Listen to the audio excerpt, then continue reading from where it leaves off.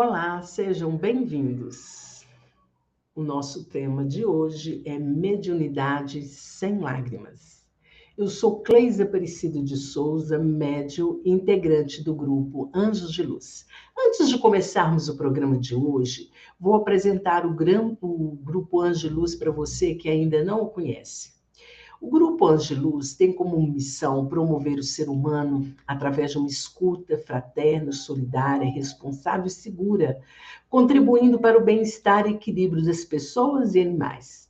Presta assistência espiritual por meio de tratamentos disponibilizados no site. Cirurgia espiritual à distância, cirurgia espiritual presencial, oração pessoal, oração para casa, oração para o animal e oração para o tutor. Os tratamentos são gratuitos, complementares e não dispensam o acompanhamento com o seu médico. Quer conhecer mais e participar das atividades do grupo? Acompanhe então a nossa programação online, que é divulgada todo início de mês nas nossas redes sociais. E antes de iniciarmos a nossa aula, gostaria de convidar você a fazer comigo o mantra do perdão, amor e gratidão do Grupo Anjos de Luz. O mantra nos conecta com o Criador. Caso queira, feche seus olhos e repita comigo. Hoje eu me perdoo e neste momento perdoo a todos. Peço perdão, sinto muito. Eu me amo, amo a todos, sou grata. Estou livre, todos estão livres. Assim é, assim será, está feito. Amém, amém, amém e amém. Decreto dos servidores da luz. Agora vamos rezar juntos o decreto dos servidores da luz, pois cada um de nós é um servidor de Deus, luz maior a nos guiar. Feche seus olhos e me acompanhe. Eu sou um corpo de luz. Eu acendo a luz em mim e ao meu redor. Eu aciono as potencialidades cósmicas da luz, para que vibre em cada ser. Eu sou a luz. Eu sou a mais alta vibração de luz. Eu sou luz. Eu vibro na luz e permaneço na luz por toda a eternidade. Hoje vamos falar sobre o desenvolvimento da mediunidade. Teremos como referência o livro A Mediunidade Sem Lágrimas, de Eliseu Rigonati, páginas 24 a 29. O que é o desenvolvimento da mediunidade? Desenvolver a mediunidade é aprender a usá-la. Antes de tudo, nós devemos procurar um centro espírita por indicação de espíritas conhecedores da doutrina e que mereça a nossa confiança. Então, nós temos que ter afinidade com essa casa espírita na qual nós vamos desenvolver a mediunidade. E nunca devemos desenvolver a mediunidade com pessoas, né, em particular, ou em casas de pessoas de boa vontade. Nós devemos fazer os nossos exercícios mediúnicos apenas em casas espíritas. E naqueles dias que nós designamos, nós devemos tirar um dia da nossa semana para desenvolvermos a nossa mediunidade nesta casa espírita. Nós não devemos nos preocupar ou ficar pensando na mediunidade fora dos nossos trabalhos espirituais, porque lá nós temos a proteção e amparo dos mentores espirituais daquela casa. Por isso que é importante conversarmos quando tivermos alguns sintomas de que precisamos desenvolver a mediunidade, conversarmos com o dirigente de um centro espírita. Quais são as virtudes que nós devemos desenvolver paralelo ou ao mesmo tempo em relação à mediunidade? São essas virtudes: paciência, perseverança, humildade e sinceridade. A mediunidade não se desenvolve de um dia para outro. Geralmente, gastam-se meses e mesmo anos. ninguém pode marcar um limite de tempo dentro do qual se processa o completo desenvolvimento. Há médiuns que se desenvolvem apenas algumas semanas, outros em meses e outros levam anos. Não nos impacientemos, não façamos conta do tempo. Nosso único interesse é que a nossa mediunidade seja bem desenvolvida e, para isso, tenhamos muita paciência. Venha logo após a paciência, ou paralela à paciência, a perseverança. O desenvolvimento da mediunidade exige que sejamos persistentes. Marquemos uma noite certa por semana para os nossos trabalhos mediúnicos e aconteça o que acontecer, não faltemos à reunião. Uma mediunidade bem desenvolvida é fruto da perseverança. Paciência e perseverança, nós vamos ajuntar a boa vontade. Ter boa vontade é comparecermos alegres e cheios de satisfação às sessões. É esforçarmos-nos o mais possível durante os momentos consagrados ao nosso desenvolvimento. Depois vem a virtude da humildade. É a virtude pela qual reconhecemos que tudo vem de Deus, nosso Pai, e nós, por nós mesmos, nada podemos fazer. Por isso, nunca nos orgulhemos de nossa mediunidade, por mais prodigiosa que ela pareça ser. Deus ama os humildes e abate os orgulhosos. Para merecermos que Deus consinta que bons espíritos nos auxiliem, cultivemos a humildade. Para sermos humildes, devemos ser bondosos para com todos, porque a bondade é a mais bela forma da humildade. E para adquirirmos essa virtude, nutramos o ardente desejo de sermos realmente úteis e bons. Sinceridade é a nossa próxima virtude. O médium sincero é aquele que transmite fielmente o que os espíritos ditam, mesmo que a comunicação seja contrária ao seu modo de pensar, ou seja, uma admoestação a si mesmo. Se faltarmos com a sinceridade no desempenho de nossas funções mediúnicas, cedo ou tarde sofreremos decepções. São estes os 5 pontos sobre os quais refletiremos profundamente e os teremos sempre na memória. Deles depende o bom ou mau êxito da nossa iniciação mediúnica. Logo que tenhamos escolhido o centro espírita e formos admitidos às suas sessões, principiaremos a desenvolver nossa mediunidade. À primeira vista, ninguém poderá nos dizer qual espécie de mediunidade que possuímos. Somente a experimentação é que nos indicará se é escrevente, falante, auditiva ou outra qualquer. É depois de muitas sessões que nossa mediunidade se revelará. Geralmente, precisamos procurar pelo exercício para qual delas devemos desenvolver. A prática do dirigente dos trabalhos será um auxílio valioso, porque ele nos orientará, ora no sentido, ora noutro, até que encontremos. Durante algum tempo, faremos exercícios de escrita. Se não der resultado, faremos exercícios para o desenvolvimento da mediunidade falante, depois da auditiva e assim por diante, até que se manifeste uma para a qual tenhamos facilidade. Então, abandonaremos as outras e nos dedicaremos somente a ela. Nunca pretendamos desenvolver várias mediunidades. Uma única é o suficiente, e quem quiser mais que uma, arrisca-se a não ter nenhuma. Começamos por aprender a concentração. Concentrar-se significa pensar em uma só coisa. Habituemo-nos a fixar o pensamento e não deixá-lo vagar.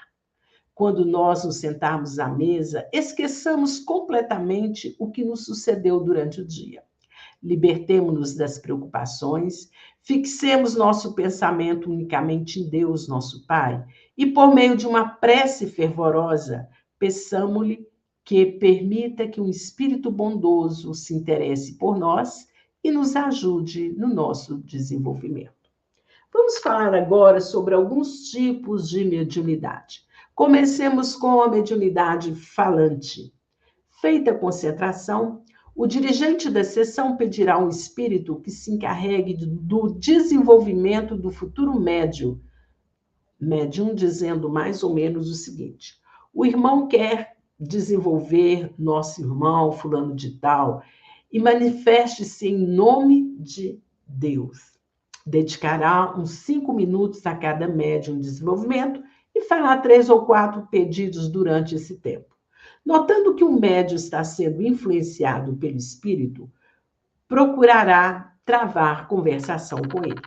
A principal dificuldade a vencer consiste em fazer com que o médium não segure a comunicação. Quase todos os médiuns iniciantes não deixam que o espírito fale, apesar de atuados, o que atrasa muito o desenvolvimento.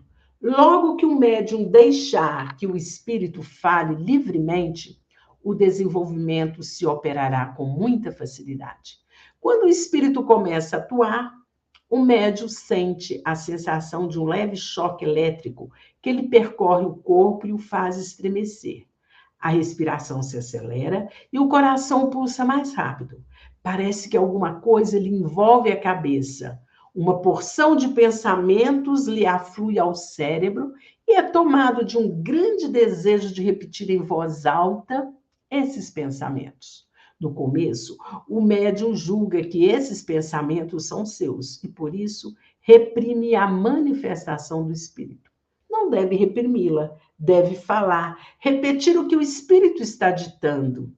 Terminada a manifestação, o espírito se retira e o médium volta ao seu estado normal. As primeiras comunicações são palavras soltas e frases quase que sem sentido. Com o progredir do desenvolvimento, a comunicação se tornará concatenada até se transformar em preleções e conversações com os presentes. Passemos agora para a mediunidade escrevente ou a psicografia. O médium em desenvolvimento senta-se à mesa, toma um lápis ou uma caneta e papel e coloca-se na posição de quem vai escrever. Deixará a mão relaxada ou bem mole, como se costuma dizer. Concentra-se. Quando o espírito começa a atuar, o médium sentirá que sua mão é puxada, ora para um lado, ora para o outro. É deixar que o espírito atue, não forçar a mão nem retesar os músculos, o que dificulta e quase impede a ação do espírito. Não prestar atenção ao que o espírito escreve, conservar-se bem concentrado. Nas primeiras sessões, é muito natural que nada consiga. Com o continuar dos exercícios, irá riscando papel, traçando letras, em seguida palavras, depois frases e, por fim, mensagens completas. A mediunidade audiente, para ser desenvolvida com êxito, exige muita sinceridade da parte do médium, porque só ele ouve o que o espírito quer transmitir. O médium concentra-se. O diretor dos trabalhos fará o seguinte pedido: o irmão que quer desenvolver nosso irmão, fulano de tal, pode ditar-lhe que ele nos repetirá suas palavras. Com o decorrer dos exercícios, o médium irá ouvindo os espíritos, distinguirá a voz de cada um e reconhecerá muitos. Poderá conversar com eles, dirigindo-lhe perguntas pelo pensamento, às quais eles responderão. É preciso ter o cuidado de não dar ouvidos a irmãos inferiores. Insinuam-se com gracejos ou palavras vaidosas, e quando percebem que o médium se compraz em ouvi-los, tornam-se companheiros irritantes e difíceis de serem evitados. Vamos agora para a mediunidade vidente. Para desenvolver essa mediunidade, procede-se da seguinte maneira: concentrados, procuramos ver, ora com os olhos abertos, ora com eles fechados. Depois de continuados exercícios, principiaremos a perceber qualquer coisa, como que uma névoa rala e luminosa. Essa névoa, aos poucos, adquirirá forma até que distinguimos os traços dos espíritos que estão presentes. A visão mental se apresenta ao médium como se ele estivesse revendo alguém em pensamento. A princípio, são apenas imagens vagas que se tornarão nítidas à medida que o desenvolvimento progride. O que seria a mediunidade intuitiva? O médium mune-se de papel e lápis e concentra-se. Em seguida, anotará todos os pensamentos que lhe aflorarem ao cérebro. Os primeiros pensamentos que consegue receber dos espíritos são confusos, frases sem nexo, palavras soltas. É comum que um médium julgue que tais pensamentos são seus. Não importa. Deve escrevê-los e depois analisá-los. Com o progredir do desenvolvimento, os pensamentos afluirão cada vez mais claros e precisos. E com a prática, o médium facilmente distinguirá o que é seu do que é dos espíritos. Temos agora a mediunidade inspirada. O desenvolvimento da mediunidade inspirada difere radicalmente do das outras mediunidades. Na mediunidade falante, os espíritos se servem dos órgãos vocais do médium, na escrevente, da mão, na audiente, dos ouvidos, na vidente, dos olhos, na intuitiva, do cérebro. Na mediunidade inspirada, os espíritos se utilizam da inteligência e do saber do médium. Os espíritos inspiram ao médium somente o que está ao alcance de sua compreensão. Deduzimos, por conseguinte, que quanto mais cultivada estiver a inteligência do médium, tanto mais inspirado será. Para cultivar a inteligência e aparelhar-se para ser um bom médium inspirado, é preciso ler muito, fazer da leitura dos bons livros um hábito, estudar profundamente o Espiritismo e o Evangelho. A tarefa dos médiuns inspirados é pregar o Evangelho e ensinar o Espiritismo. Estudando, pregando e ensinando, o médium será facilmente inspirado pelos espíritos que lutam pelo progresso espiritual da humanidade. É comum sono se apoderar de nós durante os momentos em que estamos sentados à mesa, orando e concentrados. Evitaremos este inconveniente se tivermos cuidado com nossa alimentação. Nos dias de nosso comparecimento às sessões, jantaremos pouco, isto é, nossa refeição da tarde será leve, de maneira a não nos deixar o estômago muito cheio. A digestão de uma sopa, por exemplo, um caldo, não provocará a sonolência que acompanha a digestão de alimentos sólidos e pesados. Bom, pessoal, esta foi a nossa aula de hoje. Espero que tenham gostado e que tenha sido útil para vocês. Agradeço a Deus, ao Cristo, a equipe médica do Grande Coração de Astério, representada pelo Dr. Helmut, mentor do grupo Anjos de Luz, e a todos vocês que participaram, nossa gratidão. Damos por encerrado nosso trabalho de hoje. Orai e vigiai sempre. Luz, paz e bem.